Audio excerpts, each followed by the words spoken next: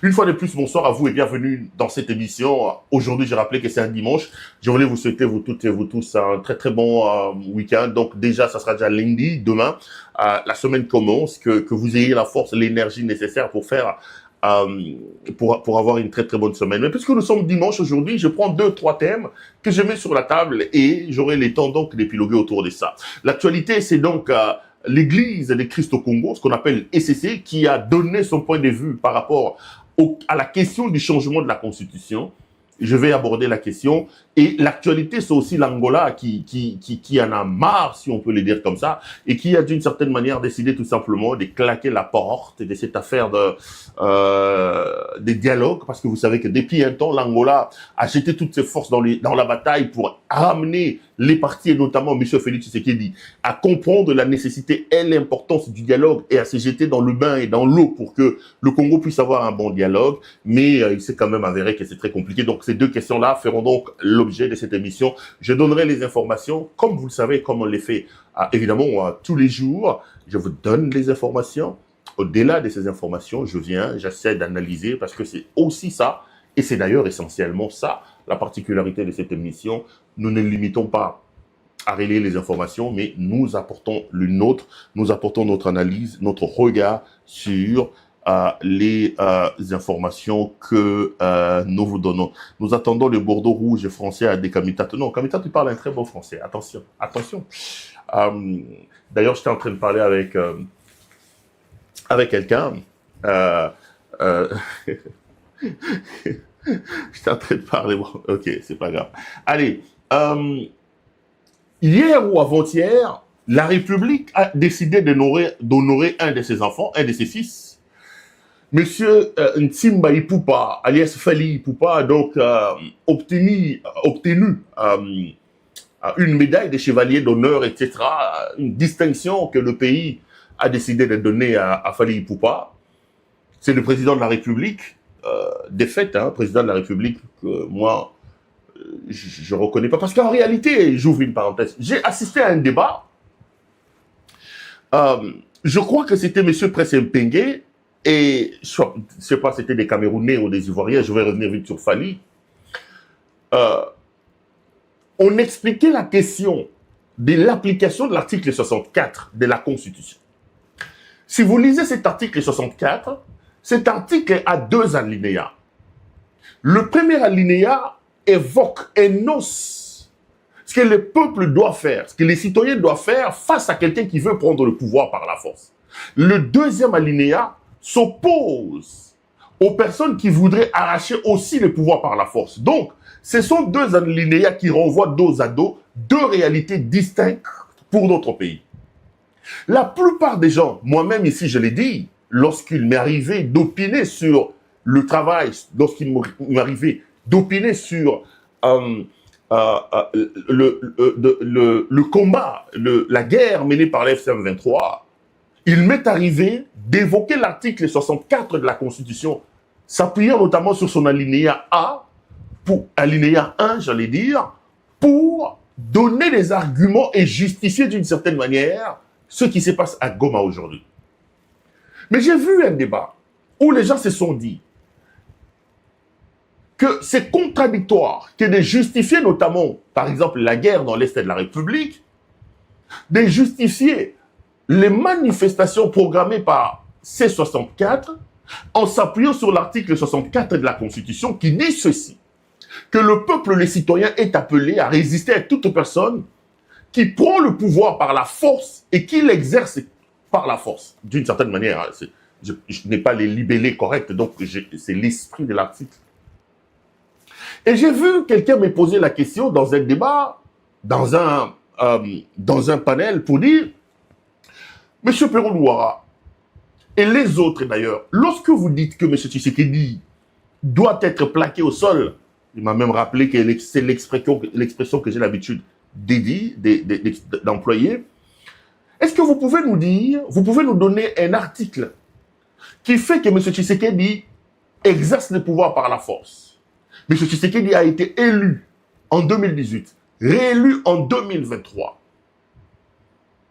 Mais cet article ne couvre donc pas le président Tshisekedi dès lors que le président Tshisekedi n'exerce pas le pouvoir par la force. Or, l'article 64 dit que les Congolais doivent s'opposer à ceux qui veulent prendre le pouvoir par la force et qui l'exercent par la force.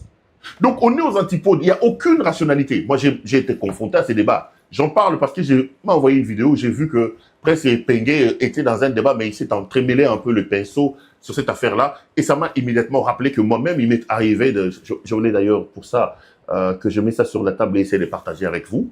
Donc, n'ayant aucune justification, aucune preuve que M. Tshisekedi a violé la loi, nous tombons, vous tombez, vous, Claude Perrault-Louara, sous les effets de l'alinéa 2 du même article de la Constitution qui refuse que les gens puissent s'attaquer, etc., etc. Voilà ma réponse. En politique, je ne parlais même pas de la politique, les politologues peuvent mieux... ça commence à me tenter, hein. Je fais un master en relations internationales ici, peut-être que je vais combiner ou je vais faire un autre en sciences politiques aussi, parce que bon, je commence à avoir un peu un goût pour... D'ailleurs, ces jours aussi, il m'arrive beaucoup de me promener dans des livres de sciences politiques, et je sens que je commence à développer un peu cette passion-là. Qui sait, peut-être que demain ou après-demain, je deviendrai politologue, ça me séduit énormément. Je reviens à ce que j'ai dit. Il y a des concepts qu'il faut voir sur 2 ou 3 strampotins que je voudrais expliquer ici pour asseoir mon argumentaire. D'abord, je vous ai déjà expliqué la notion de la légalité et la notion de la légitimité, qui sont des notions essentiellement juridiques, mais qui peuvent trouver leur explication et leur fondement dans les vécus et qui peuvent avoir également des ramifications dans la politique, donc en politologie. La légalité d'un pouvoir, c'est sa conformité par rapport à la loi établie dans un pays. Chaque pays sérieux est dirigé par un ensemble de ce qu'on appelle en droit le droit positif. Le droit positif d'un pays, c'est l'ensemble des principes, c'est l'ensemble des réglementations, pas seulement la Constitution.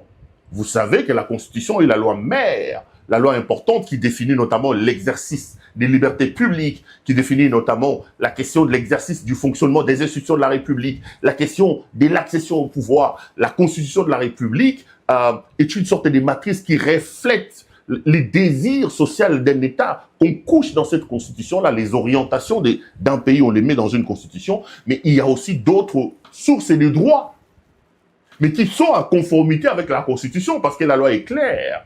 Lorsqu'on adopte une loi, il faut absolument, après son examen, avant sa promulgation, que cette loi-là puisse avoir la bénédiction de la conformité à la Constitution que seule la Cour constitutionnelle est habilitée à donner. Donc, que ce soit des règlements intérieurs, des institutions, que ce soit des lois appelées à régenter la vie en société, à réglementer la vie en société, toutes ces dispositions-là doivent avoir une certaine bénédiction et doivent avoir le sceau, doivent être estampillées conformes à la Constitution parce que c'est quand même elle qui est la loi mère.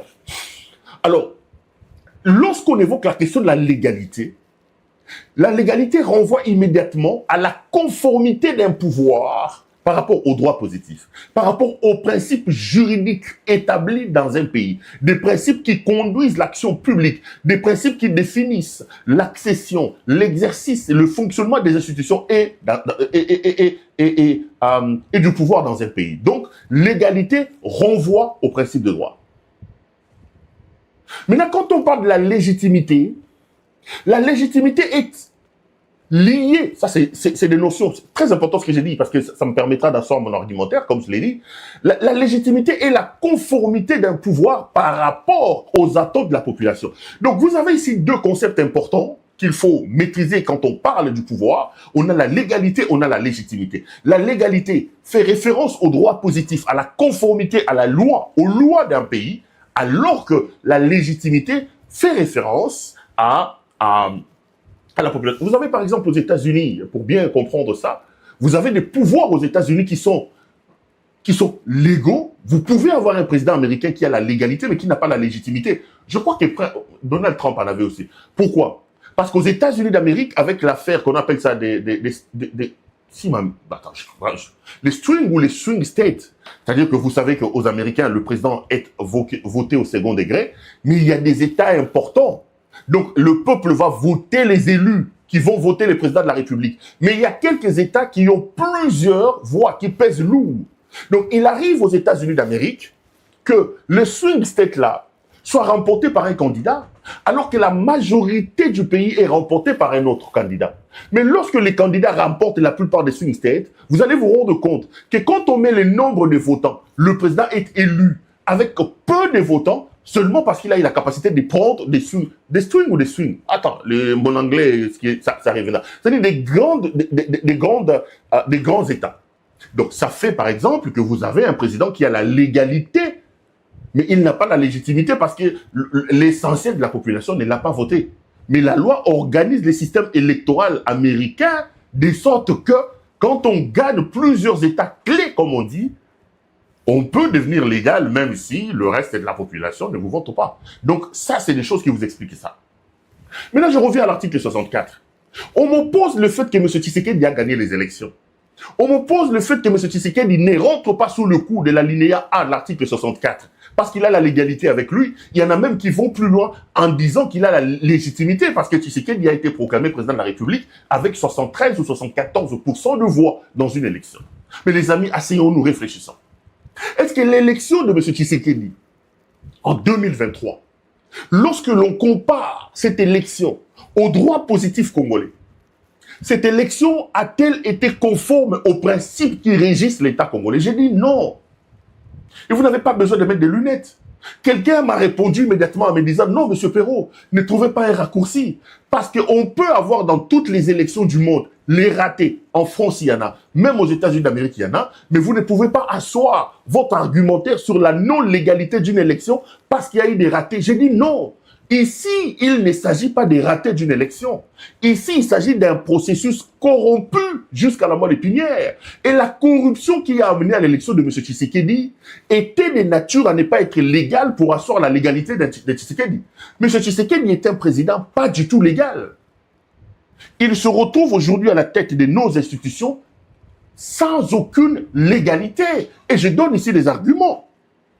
Lorsque la loi dit que le président de la République est élu au suffrage universel lors d'une élection en un seul tour organisée dans toute l'étendue du territoire national en un jour, vous avez eu dans ce pays une élection organisée pendant 7 jours. Si on était dans un pays sérieux, la Cour constitutionnelle devrait procéder justement à l'annulation de l'élection de M. Tshisekedi pour non-conformité à la légalité, au principe juridique qui organise les élections en République démocratique du Congo. La loi est claire. Et cette loi électorale-là, sur base desquelles les élections ont été organisées et sur base desquelles M. Tshisekedi a soi-disant gagné les élections, a été déclarée conforme à la Constitution par la Cour constitutionnelle. Et qu'est-ce que les lois du pays, qu'est-ce que la même loi dit? La même loi dit que l'élection est organisée en un jour. Donnez-moi une explication pour laquelle on a organisé les élections chez vous pendant 7 jours. 7 jours. C'est une entorse à la loi. Dans des pays sérieux, l'élection de M. Tshisekedi devait tout simplement être supprimée. Vous avez organisé des élections où il n'y avait pas de témoins, où les forces du progrès, les militaires de la garde républicaine rentraient dans des bureaux de vote pour chasser les témoins qui étaient là. Ça, c'est contre la loi. La loi dit qu'une fois que les bureaux de vote que le vote est terminé, les bureaux de vote se transforment immédiatement au bureau de dépouillement des élections. Et le dépouillement se fait devant les témoins des candidats, devant les observateurs internationaux, devant les journalistes, etc. Mais vous avez eu dans ce pays une élection qui est à peine terminée. On voit la garde républicaine débarquer avec matraque pour chasser les gens dans des bureaux. Aucun témoin, aucun ceci. Cette élection n'a pas été légale. Cette élection n'a pas été organisée sur des bases juridiques. Cette élection a été dépouillée de sa légalité déjà de par son organisation. Vous avez entendu, vu et suivi avec nous tous ici, des machines électorales dans des bureaux et dans des maisons des gens. On parle des centaines de machines électorales. On parle des centaines de machines électorales. Les gens ont voté et sont venus bourrer les urnes. Quelle est la légalité? Quelle est la base légale, la base juridique qui peut aujourd'hui nous faire convaincre et nous dire que M. Tshisekedi est président de la République sur base d'une légalité pour que l'article 64 dans son alinéa 1 ne s'applique pas à lui? On n'a pas cet argument-là, monsieur. Attendez, débattons. Moi, j'ai toujours dit, je suis à l'aise dans les débats. Mettons les questions sur la table et commençons à débattre. Tshisekedi est un président illégal. Je parlerai peut-être de la légitimité. Après la légitimité, encore moins, il n'a jamais eu la légitimité. Parlons d'abord de l'aspect légalité. Il n'est pas légal. Et ceux qui ont aujourd'hui, ceux qui ont décidé, comme les Franck Diongo, les Corneille Nangaa et les autres, de ne pas reconnaître Tshisekedi comme président de la République, ont tout simplement raison. Parce que monsieur a été élu sur base d'un processus tronqué de fond en comble, sur base d'un processus qui est en dehors de la légalité, en dehors de la loi. Alors quelqu'un quand je développe comme ça, j'étais dans un panel, quelqu'un me dit, mais monsieur Perrault, vous avez raison, vous parlez un bon français. Ah, je lui ai dit merci, moi je ne savais pas que je parlais un bon français, merci beaucoup, si c'est un compliment bien sûr, merci beaucoup. Mais il me dit, non monsieur Perrault, lorsque vous terminez les élections, vous avez un arbitre au-dessus de vous tous qui s'appelle la Cour constitutionnelle. Puisque vous avez des candidats qui sont allés devant cette cour-là pour déposer leur recours. Et que la Cour suprême, qui est le juge, l'arbitre extrême qui doit valider l'élection, l'a fait, vous ne pouvez plus parler de la légalité. Il revenait donc à la Cour constitutionnelle d'établir la légalité et non pas à Perrault Louara. C'est un argument qui tient, les amis. Mais écoutez, l'indépendance de la justice ne peut se justifier et s'exercer sans son corollaire qui est l'équité. J'allais même dire la justice. Passez-moi cette tautologie et je vais m'expliquer. Ceux qui appellent à l'indépendance de la justice, qui disent que la justice doit être indépendante. Mais la justice elle-même ne peut nullement faire prévaloir son indépendance dès lors qu'à son sein, nous ne trouvons pas de traces d'éléments d'équité. Une justice qui ne fait preuve d'aucune équité, une justice qui ne fait preuve d'aucune justice, c'est comme ça que j'ai dit accepter cette tautologie, ne peut pas nous dire qu'elle est indépendante. Or, on sait que la Cour constitutionnelle, qui avait la bénédiction, qui avait mandat pour valider, pour parler de la légalité, pour sanctionner la légalité des élections, on sait dans quelle mesure cette Cour-là a été mise en place. Comment les juges ont été remplacés en violation totale de la loi. Violation totale. Dans un processus assez rocambolesque, abracadabrantesque, que seul Tshisekedi et les gens de la 13e rue ou de la 11e rue à Limité peuvent expliquer. Qu'aucune rationalité, aucune science ne peut expliquer comment cette cour, dirigée par M. Kamouleta, a été mise en place. Nous sommes dans ce pays.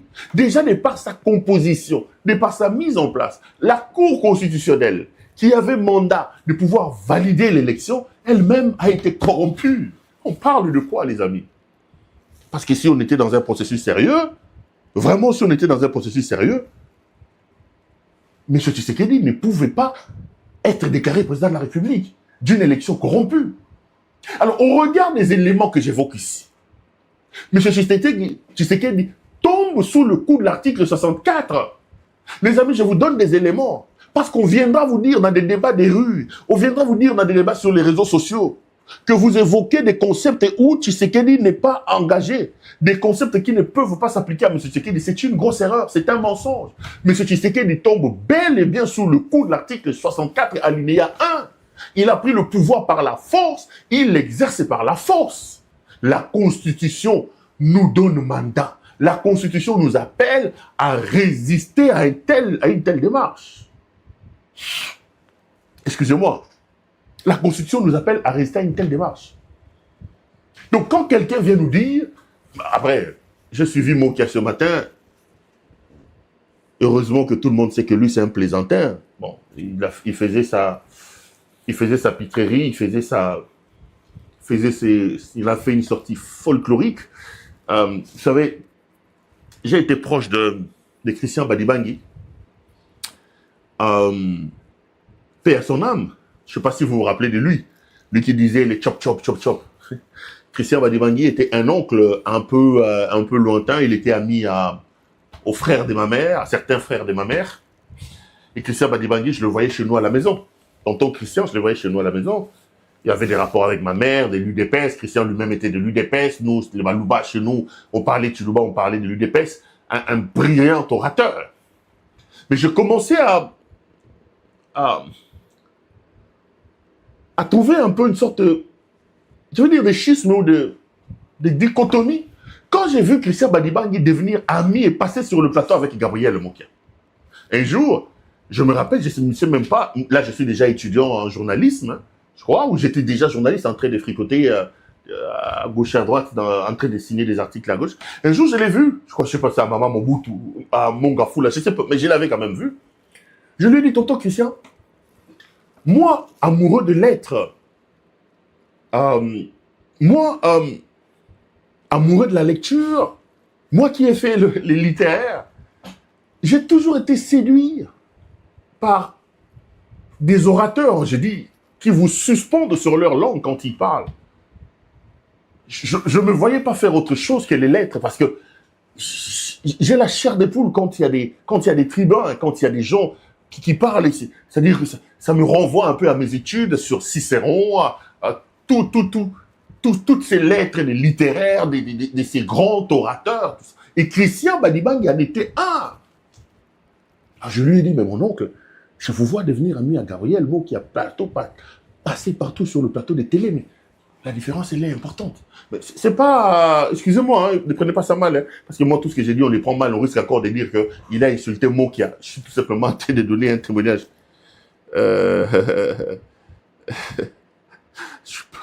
suis pas en train de, on va encore dire que non, il est passé à la télé, il a ramassé Mokia, etc., etc.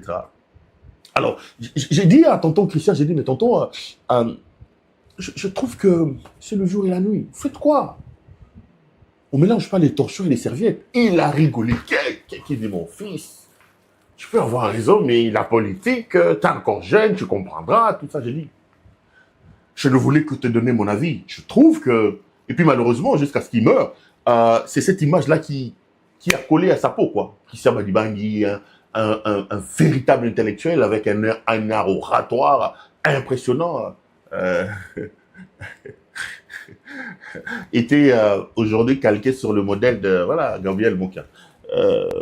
Bon, je reviens à ce que j'ai dit. Donc lui, je disais Mokia, c'est un plaisantin. Donc dans sa plaisanterie, j'ai suivi une vidéo de lui ce matin où il dit que il va porter plainte contre le ténor de l'article 64, coalition 64, parce qu'ils veulent chasser Tshisekedi, alors que sur l'article 64 par eux évoqué, a un deuxième alinéa. Donc c'est comme ça qu'il développe tout ça. Donc il en a parlé vraiment de manière assez folklorique. C'est aussi ça le problème du Congo. On a des gens qui se présentent, qui... Voilà.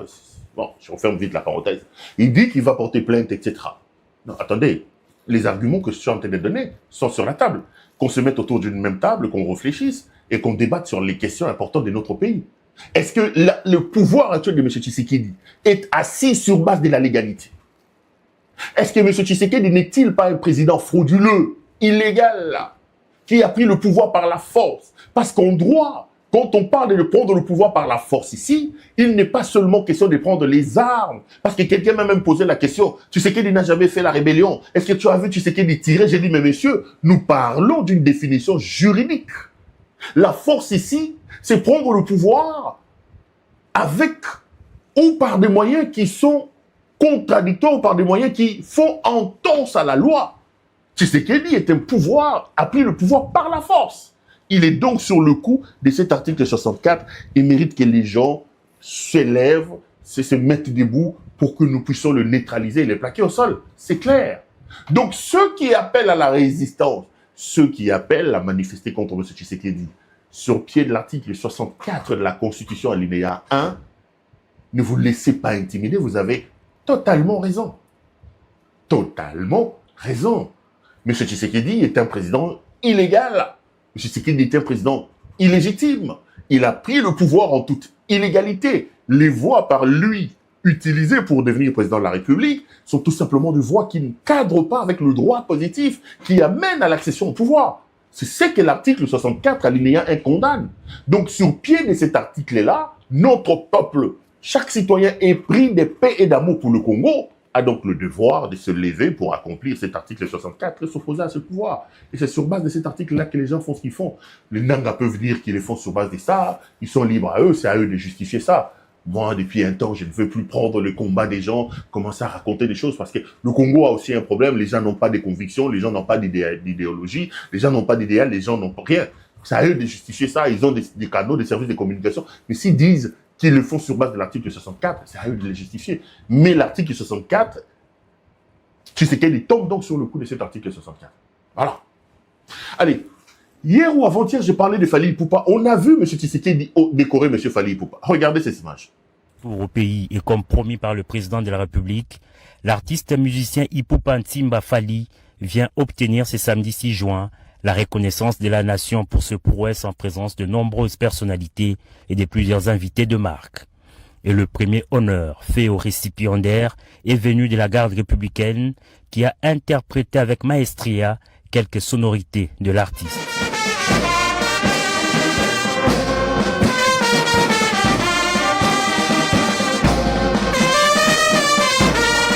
L'événement proprement dit a débuté à l'entrée du chef de l'État Félix-Antoine Tshisekedi Tshilombo, grand chancelier des ordres nationaux. Selon les termes de l'ordonnance présidentielle lue par les chanceliers des ordres nationaux, Fally Ipupa a été doublement honoré en intégrant l'ordre national du Léopard au rang des chevaliers et en recevant la médaille d'or du mérite des arts, sciences et lettres pour ses services éminents rendus à la nation dans le domaine artistique. Des exploits de l'artiste salués par le premier citoyen du pays dans son mot des circonstances. Au nom de la République, je vous adresse mes félicitations les plus chaleureuses. Recevez cette distinction avec humilité, avec fierté et avec le sens de responsabilité qu'elle impose. Par la même occasion, le président de la République a salué les grandes figures qui ont ouvert le chemin, bâti les écoles, formé les talents et consolidé la renommée internationale de la musique congolaise. Je pense ici aux défunts Grand Calais, Taboulé Hiroshiro et bien d'autres. Je pense également à Papa Wemba, icône africaine de la musique par excellence dont nous venons récemment d'honorer la mémoire. Je pense également à Evoloko Joker, une autre légende de la musique congolaise, à Pascal Lokwakanza. Je pense à Jossar Nyokalongo et à Zaiko Langalanga, dont l'apport à la construction de l'identité musicale congolaise demeure considérable. Je pense à Kofi Olomide, dont l'œuvre et l'école ont marqué plusieurs générations. Je pense à Werason, à Jibem Piana, à Ferregola, ainsi qu'à tant d'autres artistes qui, chacun avec son style, son public, son parcours et sa sensibilité, continuent de porter haut les couleurs de la République. Un honneur accueilli par le musicien avec une immense fierté et une profonde émotion. Occasion pour lui de plaider pour le retour de la paix dans l'Est de la RDC. Je reçois cette distinction avec humilité, je la reçois avec reconnaissance, je la reçois surtout comme une responsabilité supplémentaire, celle de continuer à servir la culture congolaise, à promouvoir l'excellence. Je l'ai dit particulièrement cet honneur qui m'est fait au retour de la paix à l'Est du pays. Les chanteurs n'étaient pas venus les mains vides. Séance tenante, il a offert au chef de l'État le disque de platine de son album Formule 7. La reconnaissance de ces jours ne ferme aucune porte à d'autres talents, a indiqué le président de la République. Elle ouvre au contraire un chemin, celui d'une République qui sait honorer ses filles et fils lorsqu'ils servent la nation par leur excellence, leur rayonnement et leur capacité à inspirer.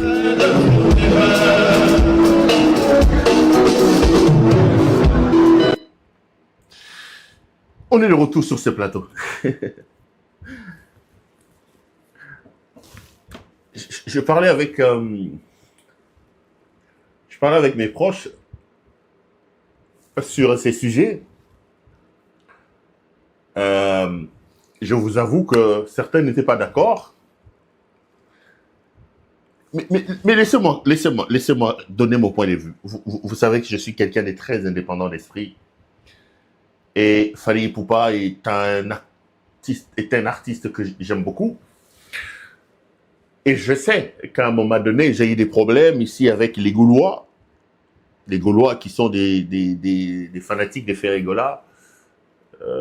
Quelqu'un que je connais par son talent. Quelqu'un que j'ai vu aussi à Bandal, déjà à cette époque-là, Rumba des jeunes et tout ça. J'ai déjà expliqué ici. Moi, j'ai grandi un peu partout à Bandal et j'ai habité sur avenue Boukaka. Ceux qui connaissent Bandal connaissent Boukaka sur Mollard. J'étais juste deuxième parcelle quand on est sur ce qu'on appelle le parking des Mollards. Là, c'est vraiment là-bas que je voyais les gens de Rumba des jeunes qui répétaient juste à quelques pâtés de la maison où j'habitais, quoi. Donc, il y avait Rumba des jeunes et Ferré à l'époque était la star de Rumba des jeunes. Il traversait, il quittait Ngiri pour venir là. J'ai vu un peu, un peu d'une certaine manière ce monsieur très très talentueux et qui fait des aigus, qui vous donne de la chair de poule. Après, quand j'opine un peu sur cette affaire, il y a des gens qui me disent « Véro, on t'aime beaucoup, mais reste dans la politique, tout ça, etc. etc. » Mais ici, c'est la politique, justement, qui m'amène, parce que le président de la République est le premier des politiques au pays.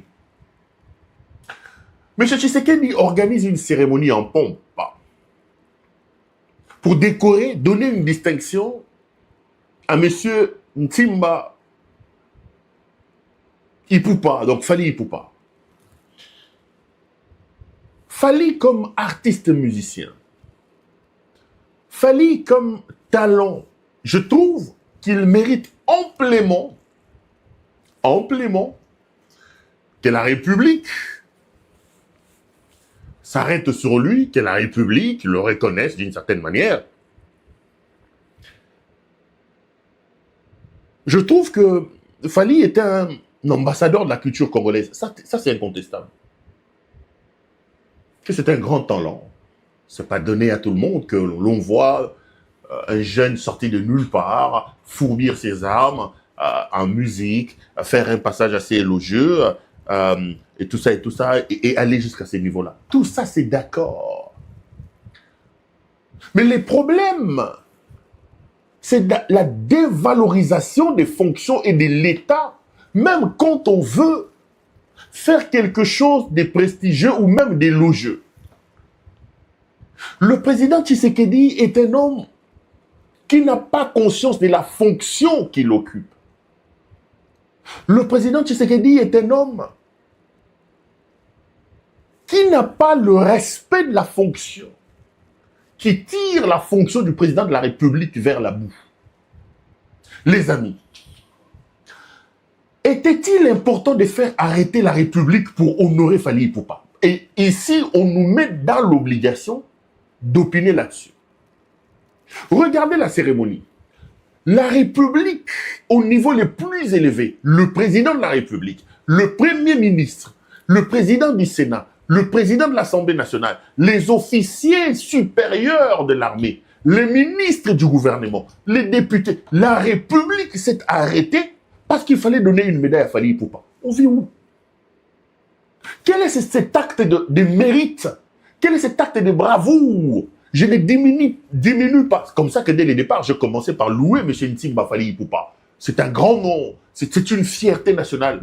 Mais quels sont les actes de bravoure hautement sensibles, je ne sais pas quoi, que Fally Ipupa a accompli pour que la République s'arrête pour lui?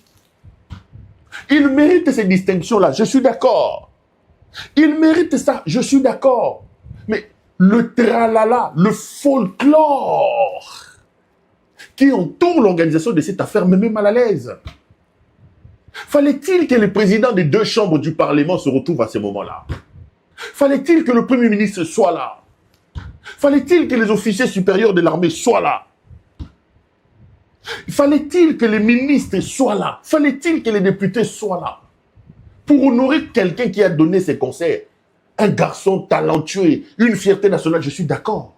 Mais je trouve que ça n'est des trop. Je trouve que c'est folklorique. M. Tshisekedi n'a pas conscience de qui il est. M. Tshisekedi ne sait pas que le pouvoir, c'est quelque chose qui doit toujours apparaître dans ses habits d'apparat. Il fallait-il arrêter le fonctionnement du pays? Vous savez, dans des pays comme les États-Unis d'Amérique, lorsque les responsables de toutes les institutions se retrouvent à un seul endroit, mais la République américaine est là, désigne un survivant désigné pour que lui soit caché au cas où. C'est-à-dire qu'on prend toutes les institutions de la République pour aller écouter Médé, et soi-disant qu'on est en train de décorer Fally. Fallait-il vraiment faire tout ça? Je ne remets pas en cause le mérite de M. Fally Ipupa. Ce que je remets en cause ici, c'est la bassesse de l'organisation. C'est la médiocrité.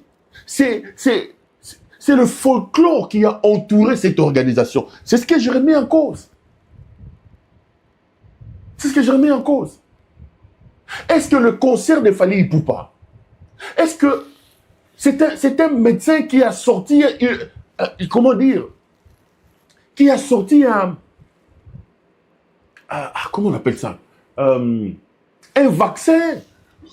J'aurais compris que Tolède Tolamouki, un Mouyembe, il se réveille et dit non, j'ai fait des recherches, le pays, les gens sont en train de mourir dans l'Est de la République, il y a un vaccin. On va donner des vaccins à Mouyembe là-bas, on arrête des centaines de morts, Mouyembe revient, il est honoré, tu as sauvé des vies, tu as sauvé des ceci. Allez, tout le monde venait, la République venait tout entière. Lui, il a sauvé les vies, allez, on décore Mouyembe. Oui, ça a un sens. C'est notre compatriote qui vient de sauver des vies. Des militaires qui tombent. Est-ce que vous savez que chaque militaire burundais qui tombe sur le front en République démocratique du Congo, pour ramener son corps au Burundi, son corps est ramené au Burundi avec une enveloppe de $10,000, minimum 10 000 pour chaque militaire qui tombe. Mais des centaines et des milliers de vos enfants qui meurent là-bas dans l'Est de la République, on sait même dans quelles conditions ils sont enterrés. En quoi ces Burundais sont-ils plus importants que les militaires congolais qui tombent dans l'Est de la République? Qu'est-ce qu'on donne à leurs familles? Est-ce que leurs familles sont même informées que leurs enfants sont morts là-bas dans l'Est de la République? Que ce soit un général qui arrive, qui arrête la rébellion, qui fait des actes de bravoure, que à son retour, la République tout entière le célèbre. Oui, les amis, oui, je suis d'accord. Je ne minimise pas Fally. Je les salue, je suis fier de ce qu'il a fait. Mais pas tous ces tralala qui ont accompagné ça, c'est ça le problème. M. Tshisekedi s'ennuie. M. Tshisekedi ne connaît pas sa valeur. M. Tshisekedi n'a pas conscience de qui il est. On mobilise toute la République, le président du Sénat, le président de l'Assemblée nationale, le Premier ministre, les officiers de l'armée, les ministres de la République, du gouvernement. Tous se retrouvent à cet endroit-là pour honorer Fally parce qu'il a fait 2 concerts au Stade des Martyrs. Attendez, Tshisekedi, il y a un problème. Tshisekedi a un problème. Tshisekedi a un problème. Fally est un homme qu'il faut respecter, mais ça, c'est tout simplement du folklore. C'est tout simplement du folklore. Et M. Tshisekedi a évoqué un principe là, qu'il ne comprend même pas lui-même. Encore que j'étais encore en train de débattre avec des gens, quand j'ai parlé j'ai dit quels sont les actes de bravoure, quels sont des actes impressionnants que les 2 concerts de Fally ont amenés au pays. Quelqu'un m'a dit non, Perrault, Fally contribue pour les soft power. Beaucoup de gens, et même lui, Tshisekedi parle du soft power. Est-ce qu'il comprend c'est quoi les soft power? Je vais vous définir les soft power. Les soft power désignent la capacité d'un État, d'une institution ou d'une multinationale à influencer les relations internationales et à orienter les décisions d'autres acteurs sans utiliser la contrainte ou la force. C'est ce qu'on appelle le soft power. Je voudrais répéter ça. Le soft power désigne la capacité d'un État, d'une institution, d'une multinationale à influencer les relations internationales et à orienter des décisions d'autres acteurs sans utiliser la contrainte ou la force. Au fait, le soft power, comme la diplomatie, sont des chambres qui sont contenues dans ce qu'il faut appeler la politique étrangère. Et j'aime toujours citer le professeur Mamba qui m'a donné ce cours en 2e année de graduat. C'est resté dans ma tête. Il m'a dit que la politique étrangère est l'ensemble des capacités, l'ensemble des énergies, l'ensemble des moyens, l'ensemble des forces développées par un État pour contrôler l'environnement externe par la préservation des situations positives et la modification des situations négatives. Et les soft power est donc cette capacité que les moyens que cet État utilise pour orienter les relations internationales sans aucune force. Les soft power n'est pas une logique individuelle. C'est une nation, c'est une société, c'est une multinationale qui utilise ça. Est-ce que dans ce que Fally Ipupa a fait, est-ce que c'est le soft power? Est-ce que c'est... Tshisekedi peut-il nous dire quel est le programme que le ministère des Affaires étrangères a mis en place pour dire, bon, écoutez, nous avons un soft power, nous allons réfléchir. Dans le cadre des soft power, premier programme, réforme des... et là, on va musicien comme Amiko Sokinine. Premier programme. Deuxième, promotion de nos artistes. Troisième, Fally Ipupa et ceci. Non. Ce n'est pas une action menée par un gouvernement, menée par un État. Quand on évoque parfois les soft power, les gens se rendent compte, ils racontent leur vie. Quelqu'un se réveille de lui-même un matin, il va jouer son concert, vous récupérez ça, vous dites le soft power. Non, non. Le soft power est une réflexion. Le soft power est un mécanisme, un programme qu'un État met en place pour influencer. Le Rwanda peut parler du soft power. Parce que M. Paul Kagame s'est mis en place, il dit, écoutez, nous avons la paix chez nous. OK? Nous avons la paix chez nous. Nous avons besoin de la visite des gens. Il faut utiliser les soft power. Qu'est-ce qu'on peut faire? Les équipes de football sont regardées. OK.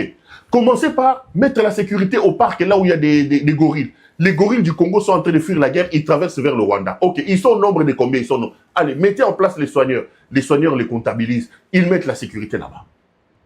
Mettez en place les mausolées quand les gens vont venir, ils vont commencer à regarder les histoires des génocides là. Qu'est-ce qu'il faut? Il faut mettre en place un mémorial. Ils vont y construire un mémorial. Après ça, on dit, bon, ces choses que nous avons construites, il faut un soft power pour influencer le monde, que les gens viennent chez nous. Qu'est-ce qu'il faut? Ils vont aller chercher les équipes de football. C'est tout un programme réfléchi, pensé au niveau le plus élevé. L'État met en place des programmes pour influencer les relations internationales. Visite Rwanda, Arsenal est visible, Paris Saint-Germain. Ça, c'est le soft power. Pendant qu'on était en train de danser Médé avec Fally Ipupa, Paul Kagame était en train d'inaugurer un mémorial sur la Seine à Paris. Les amis, à Paris avec Emmanuel Macron. C'est du soft power, ça. Aujourd'hui, quand vous arrivez au bord de la Seine à Paris, non loin du boulevard Champs-Élysées, vous avez un mémorial estampillé génocide du Rwanda. Même là où Israël n'a pas réussi à mettre ces mémorials-là, Paul Kagame a réussi à faire dire à la France, sans que la France s'excuse, la France a reconnu lors de cette cérémonie sa négligence par rapport à l'opération turquoise qui a amené les gens à être assassinés et les gens à être massacrés au Rwanda. C'est du soft power. Et pendant ce temps, Tshisekedi, lui, remplissait son bureau des Samalou Kondé, des ministres de ceci, pour honorer soi-disant Fally Ipupa, et la République s'est arrêtée pendant que le Rwandais était en train de travailler ici sur la scène pour avoir des mémorials. On joue à quoi? On joue à quoi? Ici, je parle pas de débat inutile des Gaulois et des Warriors. Hein? Des Gaulois et des Warriors. Hein?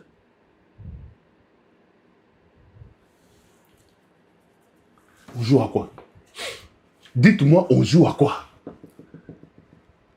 Bozu, garde républicaine, babo, beaucoup maman. Après, comme c'est des jouisseurs, Fally est monté à la fin au podium. Ah, babandi koyem, babandi kobina dans un pays en guerre. Les militaires ne sont pas honorés. Les gens d'Ebola sont abandonnés.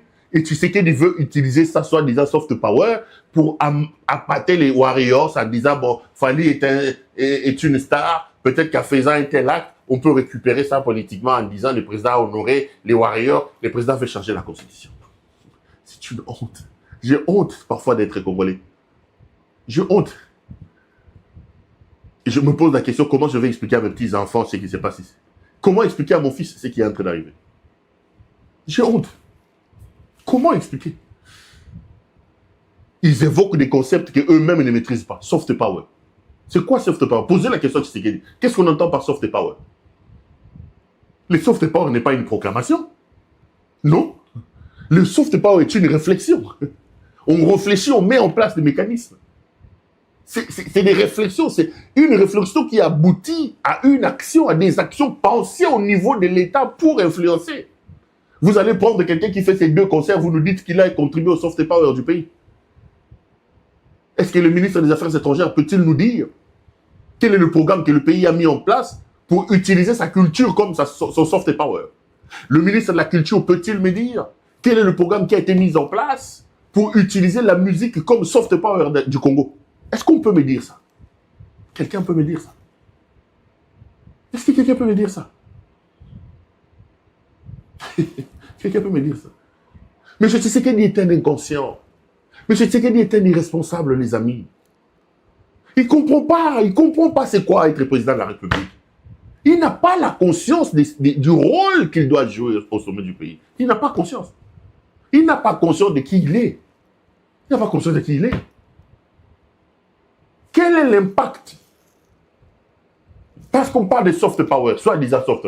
Quel est l'impact en termes de relations internationales de ces 2 concerts de Fally Ipupa au stade de Martyrs? J'aime beaucoup Fally. C'est comme ça que j'ai dit que j'ai beaucoup hésité avec mes proches pour aborder ça. Parce que je ne veux pas que les gens interprètent ça comme si je suis contre Fally. Non, le pauvre Fally n'y est pour rien. Ici, le problème, c'est Tshisekedi. Le problème, c'est Tshisekedi.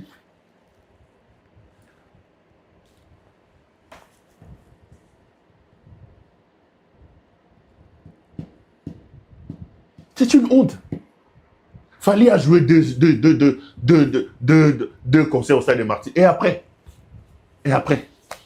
Oh non, mais ça a assuré la visibilité du pays. Oh. La visibilité du pays, comment? On a parlé du Congo.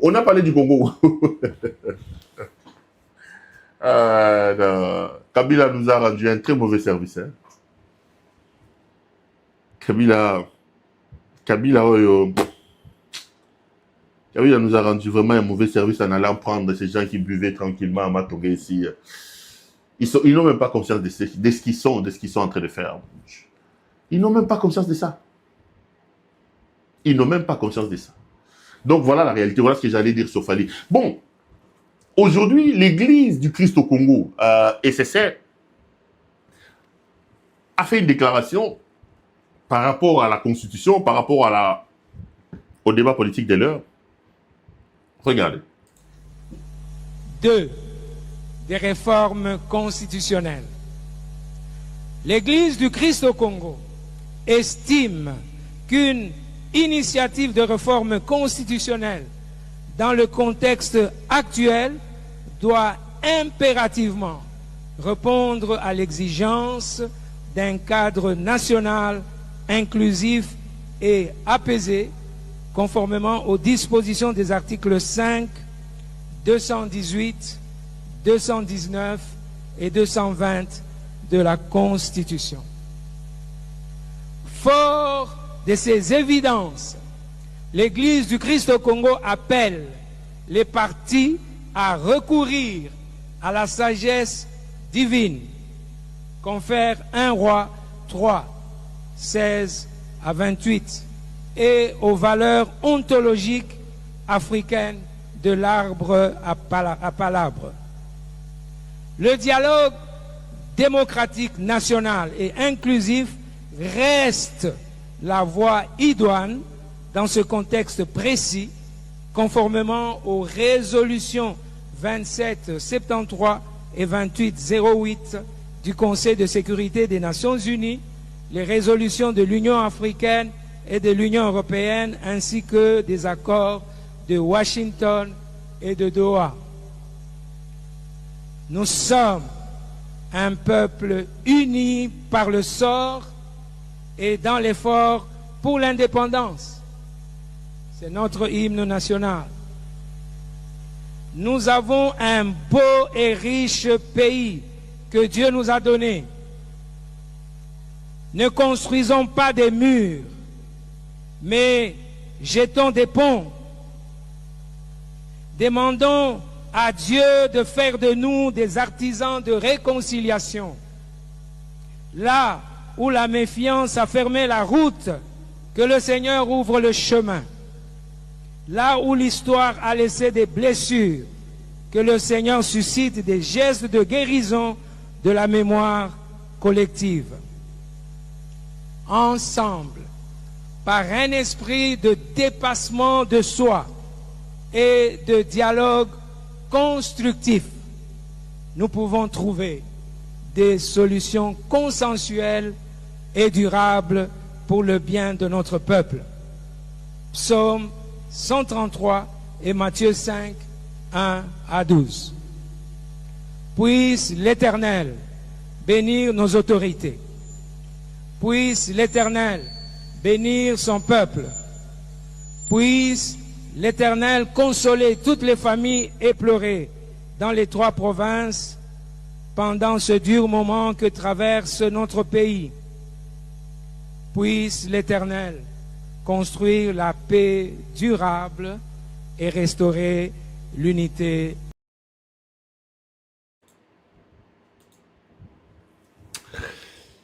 On est de retour sur ces plateaux. Ça, c'est donc l'église du Christ au Congo qui a fait une déclaration. C'était hier, c'est aujourd'hui, oui. C'est aujourd'hui dimanche, je crois, c'était après le culte. Qui a donc donné son opinion sur cette affaire de changement de la Constitution.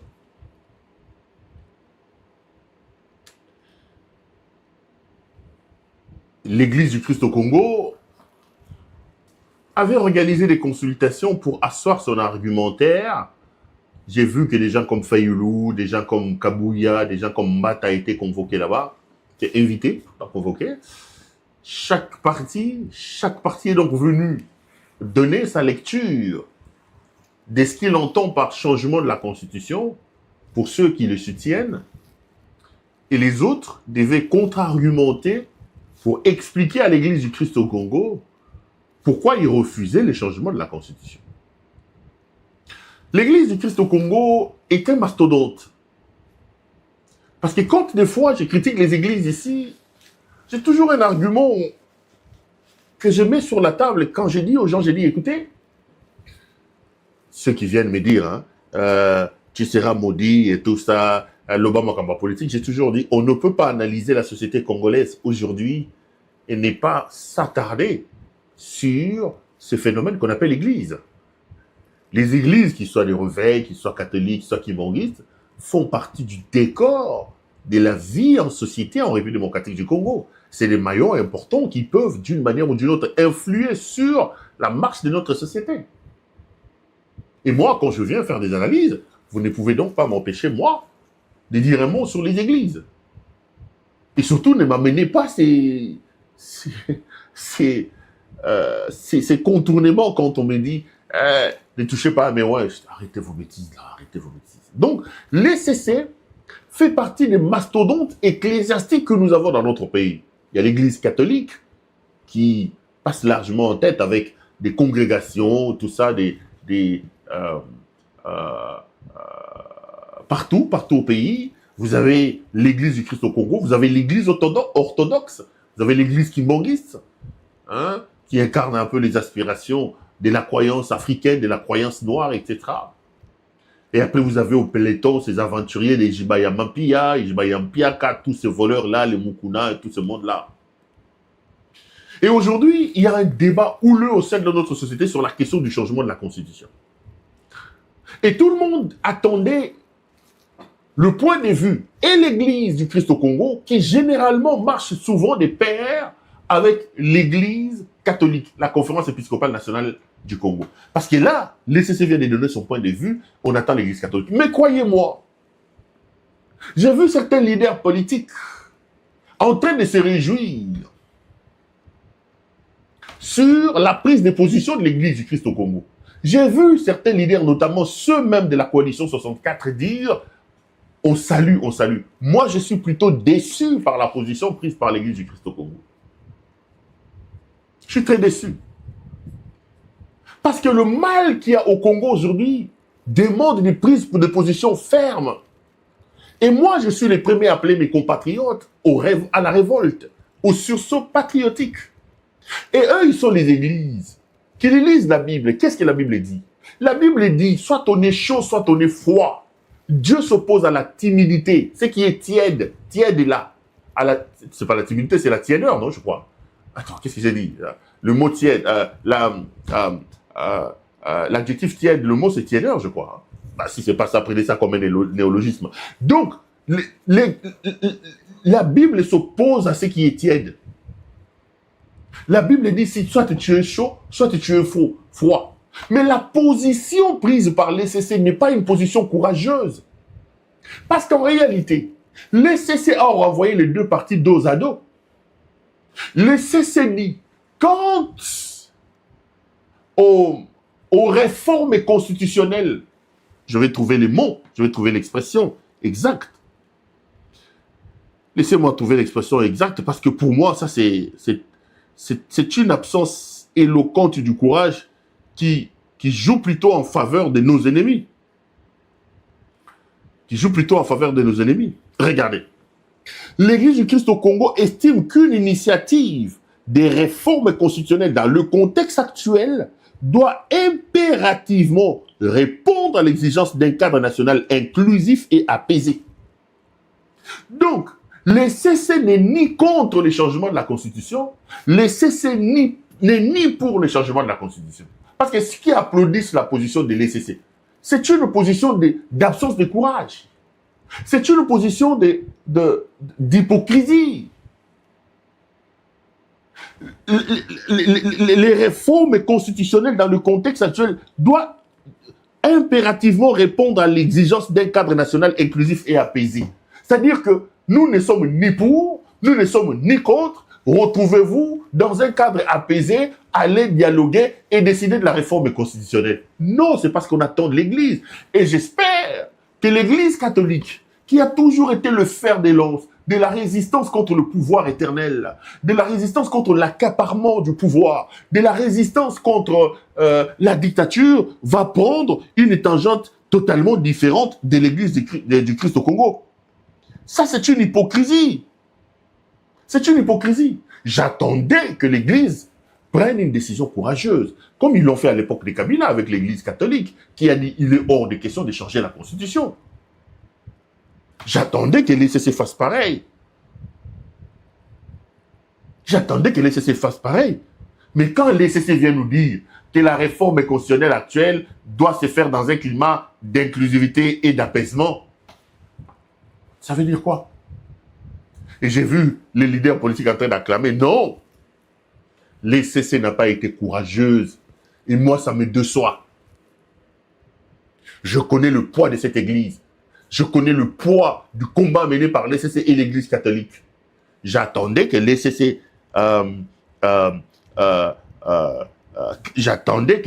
nous dise que non.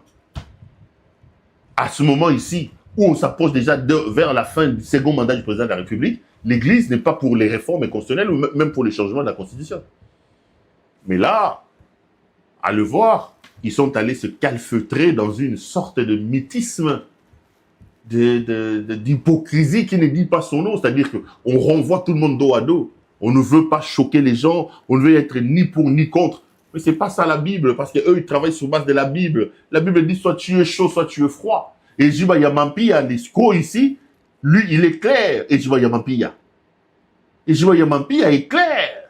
Il commence même à mentir au nom de Dieu, et Jiba Yamampia. Écoutez, Jiba Yamampia, ce qu'il disait aujourd'hui. Il y a même un politicien, il dit que Jiba ne puisse pas mélanger Dieu dans les bêtises. Si c'est une bêtise, Dieu lui montrera que ce n'est pas une bêtise. Il y a même un politicien, il dit que Jiba ne puisse pas mélanger Dieu dans les bêtises. Si c'est une bêtise, Dieu lui montrera que ce n'est pas une bêtise. Et vous le savez tous, l'Éternel Dieu est celui qui commande le sort des nations. Dans ce que je fais là, il y a plusieurs, ainsi dit l'Éternel. Je vais dire à mon église, je vais dire aux enfants de Dieu, quand Dieu te dit une chose, à moi la foi, à Dieu les miracles, à nous la prière, à Dieu l'exaucement. Les bébés ne sont pas seulement parmi les chrétiens, des bébés parmi les pasteurs. J'ai besoin que chacun de nous comprenne que Dieu Même dans la politique d'une nation, Dieu a sa part. Que quelqu'un ne vous trompe pas. Sortez Dieu de la politique. Savez-vous ce que ça signifie? Sortez Dieu de la politique. Quand Dieu quitte la politique, qui entre dans la politique? Et c'est ce que vous voulez, hein? Qu'on dise à Dieu, oh Dieu, sors dans la politique de la RDC. Que le diable prenne la politique de la RDC entre ses mains. C'est ce que vous voulez, hein? Mais quand Dieu entre dans la politique, c'est par qui il entre? C'est par ses serviteurs. C'est par ceux qui ont la lumière de l'évangile.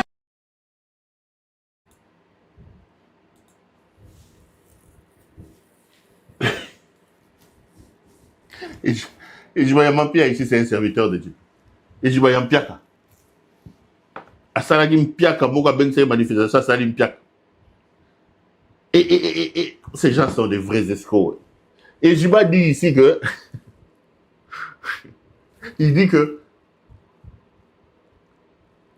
Son implication, toutes les bêtises qu'il est en train de faire là, c'est dans le cadre des changements de la Constitution.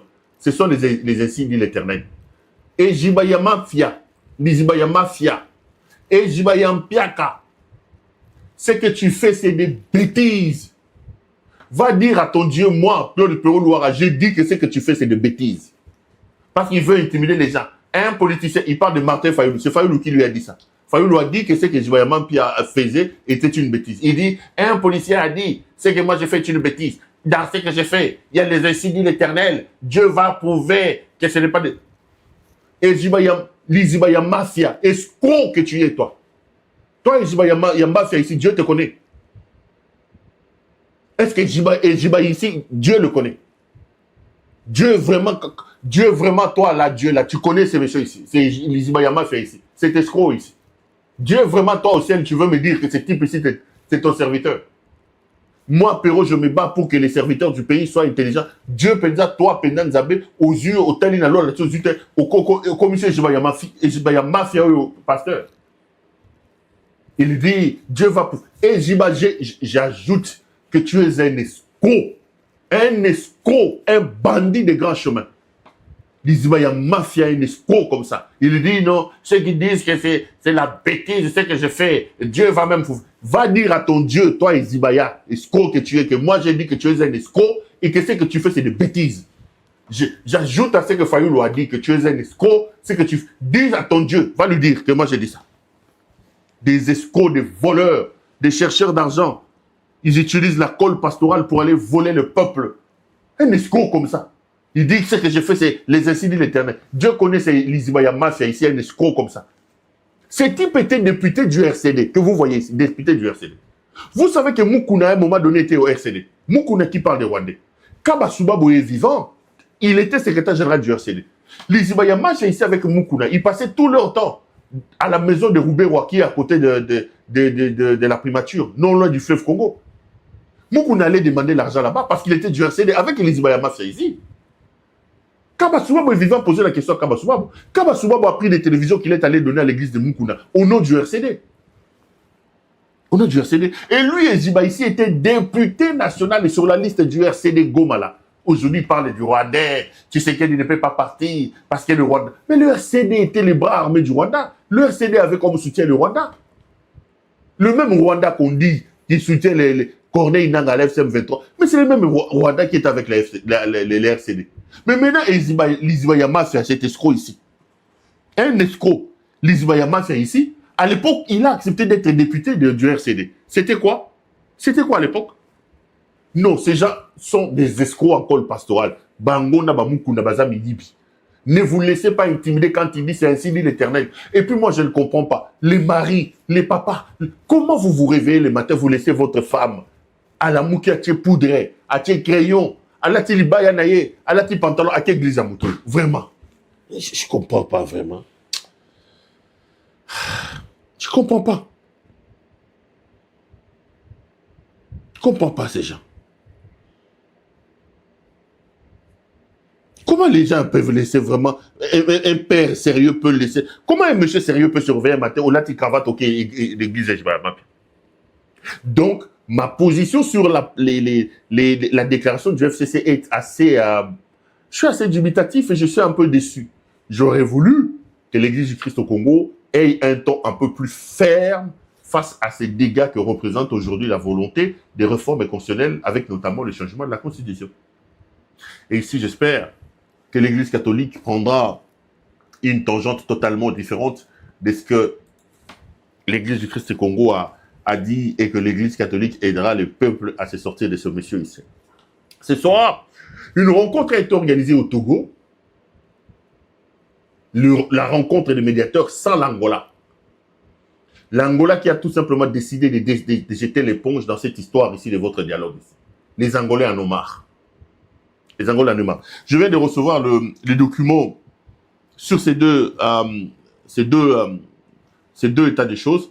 Laissez-moi les croquer tranquillement. Retrouvons-nous demain. Demain, donc, il y aura demain, c'est lundi. Ouais. Je vous retrouve demain pour entrer en profondeur sur ce sujet du désistement de l'Angola qui en a marre et qui a décidé de claquer la porte. Ça a été un grand plaisir pour moi de présenter cette émission. C'est dimanche aujourd'hui. Ça fait plus d'1h30 que je parle. Je vous laisse le temps d'aller vous reposer. C'est la fin du week-end. Demain, c'est le boulot. Grand merci à vous de m'avoir suivi.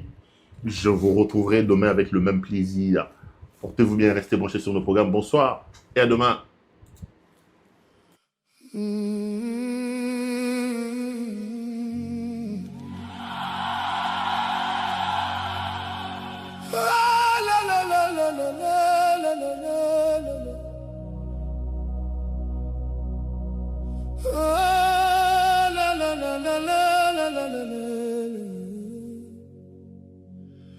Kinshasa pleure sous les lumières.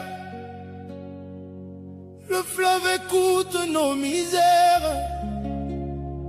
On nous parlait d'un lendemain, mais le Congo n'a plus de main. Les enfants dorment sans espoir. Le cuivre brille dans le noir, pendant qu'au loin les grands sourient. Le peuple tombe dans l'oubli. On a vendu nos terres rouges, nos montagnes et nos bijoux, pour un pouvoir qui ne bouge, pour un trône devenu fou. Et le silence parle plus fort quand les tambours annoncent la mort. Dans les villages abandonnés, même les ancêtres veulent pleurer. Congo, province américaine, nos douleurs deviennent des chaînes. On promettait la liberté, mais nos rêves sont enterrés. Félix a signé nos souffrances pour prolonger son existence. Et les puissants ferment les yeux, aveuglés par leurs précieux. Minembwe brûle chaque nuit, sous les bombes et sous les cris. Les mamans courent dans les collines, cherchant leurs enfants sous les ruines. Silence radio, personne ne parle. Le monde détourne son regard, car le cobalt vaut plus que nous, et notre sang nourrit leurs sous. Les Swahili faunent dans les prisons, condamnés sans aucune raison. Leur seul crime dans ce pays, parler la langue de leur vie. Et des prisons privées pleines d'ombre, des hommes cassés par le nombre. Le Congo devient étranger, chez lui il doit encore payer. Et les étoiles tombent encore sur les tombes du nord au sud Kivu. Nos chants deviennent des remords dans un pays vendu perdu. Congo, province américaine, Province américaine, nos douleurs deviennent des chaînes. nos douleurs deviennent des chaînes. On promettait la liberté,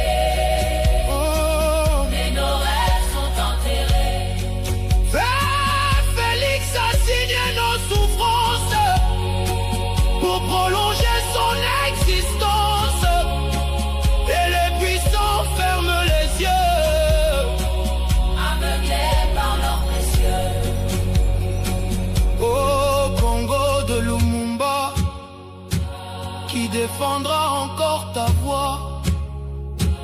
Le peuple marche sans soleil, sous des drapeaux qui nous surveillent. Trump reçoit les richesses noires, pendant qu'ici grandit le désespoir. Les mines valent plus que nos vies, et l'espoir s'efface dans la nuit.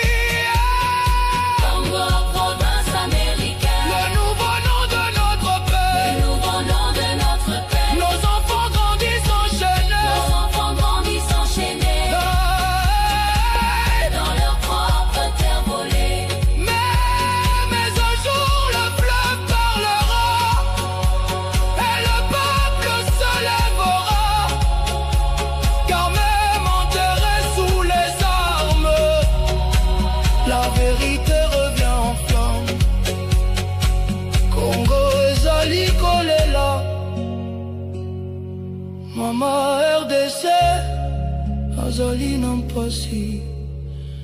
Mais un jour, le peuple reprendra son pays.